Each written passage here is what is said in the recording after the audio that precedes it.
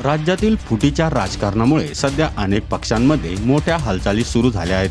काही दिवसापूर्वी उद्धव ठाकरे गटातील 6 खासदारांनी शिंदे गटात प्रवेश केल्याची चर्चा रंगली होती. त्यानंतर आता शरद पवार यांच्या राष्ट्रवादी काँग्रेसमध्येही अंतर्गत घडामोडींना वेग आल्याची माहिती समोर येत आहे. पक्षाच्या भविष्यासंदर्भात आमदारांमध्ये 2 वेगवेगळे मतप्रवाह निर्माण झाल्याचे सूत्रांनी सांगितले.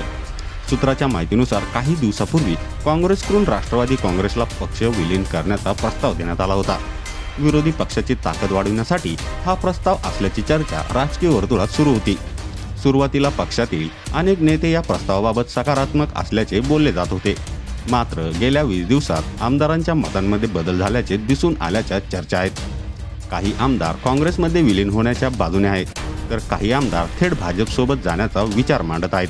मतदारसंघातील विकास कामे रखडत असल्यामुळे अडचणी वाढत असल्याचे काही आमदारांचे मत असल्याचे सांगितले जात आहे. दरम्यान यावर शरद पवार काय निर्णय घेतील हे पाहणं औत्सुक्याचं ठरेल. तुम्हाला काय वाटतं? शरद पवारांचा पक्ष काँग्रेसमध्ये विलीन होईल की भाजपमध्ये? ते कमेंट करून नक्की सांगा.